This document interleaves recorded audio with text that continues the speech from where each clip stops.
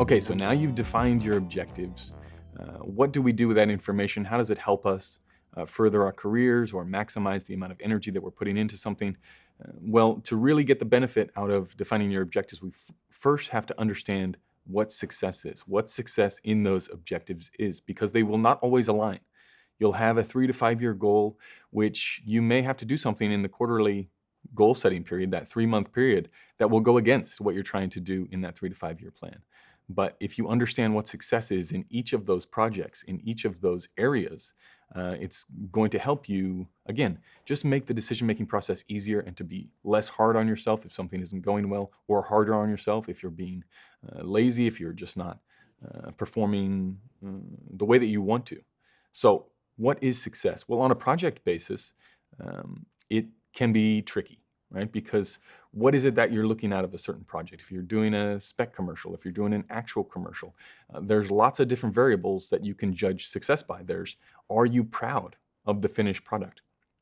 Does the finished product look like you were expecting?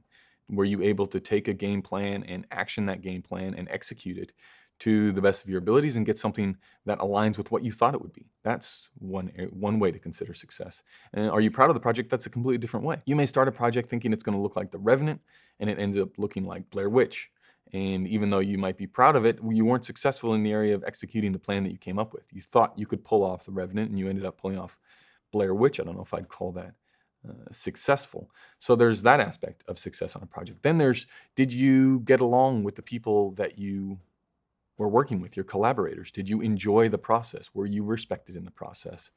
Did you enjoy the director's company and the relationship that you had, the back and forth, the understanding of ideas when you broached certain ideas? Were those well received? Were they accepted? Were they talked about? Were you just completely shunned every time you came up with something? These are the things you have to start judging success by on a project basis.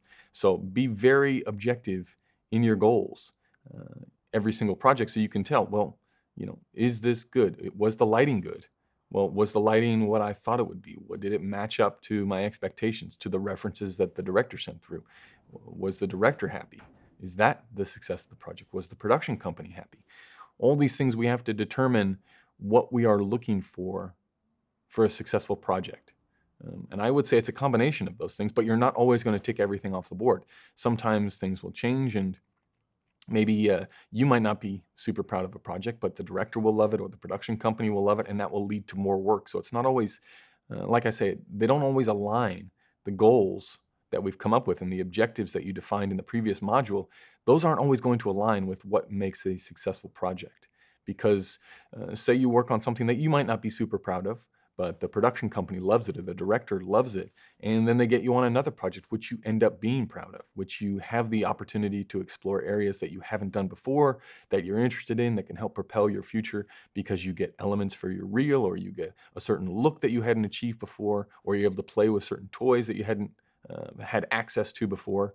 So it's those little wins where if in the beginning you define your objectives as in that short-term process. If you say, well, I want to shoot this spec ad, I want to have 2 other ads in this 90-day time period, I'm going to go forth. Well, then it's just about acquiring those projects. And you may say, well, no, I just need 15 seconds for my reel. I want something dark. I want something moody. So in your spec ad, to go dark and moody. In your normal ads, just to try and tick over to get closer to that year-long goal, which is to be a full-time commercial cinematographer, you're okay taking jobs that you might not be super proud of, right? So success on those projects may just be making the director happy rather than shooting something that you can be absolutely proud of. So it's determining success on a project basis relates to what we just talked about before about defining your objective. Now, success for the objectives in the long term, that's quite easy as long as you're honest with yourself, which is why we set the goals in the first place. Did you achieve it? Yes or no? After 90 days, did you shoot 3 ads? Did you shoot your own spec ad? Did you organize something to go out and get some real opportunities? Opportunities for the reel, I should say. Or did you not? Right? If you didn't do it, well, then you're not closer to your 12-month goal. You're not closer to your 3 to 5 year goal. So that's why I say those short ones, they just get the momentum rolling, get some easy wins there, and keep you on track and accountable. But you have to define success.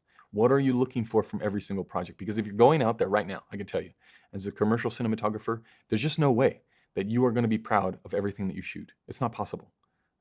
Unless you are Chivo or Roger Deakins or something like that, where you're working on the highest of the high. Every time you hit the record button on the camera, or the first assistant hits the record button and you're rolling, probably not going to be the best thing you've ever shot, right? Probably not going to be your proudest moment on every single job. So then to stay sane, to stay motivated, and to stay interested, you just have to find ways. Remember, this is a long career.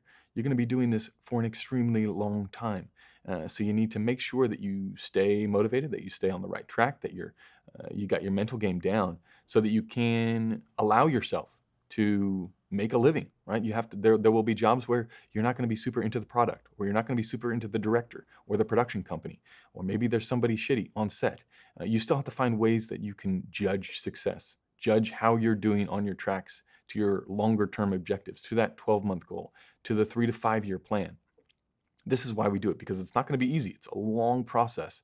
And just make sure that you're doing your best to judge success, not just the overall, am I shooting amazing things, but the lower level stuff, like the little wins. The little wins start to add up. So my advice would be, make sure you are defining success as it pertains to a project and as it pertains to your goals. So the big takeaway from this section would be that your long-term goals and your short-term goals, they're not always going to align, and that's okay. As long as you can determine success and separate between project success and goal success, then you're going to be able to stay motivated. It's going to keep you interested. It's going to keep you happier on set, because you understand that this is for the greater good. Are you doing things for the greater good? That's the whole point of defining success. So that is the big takeaway. Just make sure you understand what success looks like on a project and on a goal basis.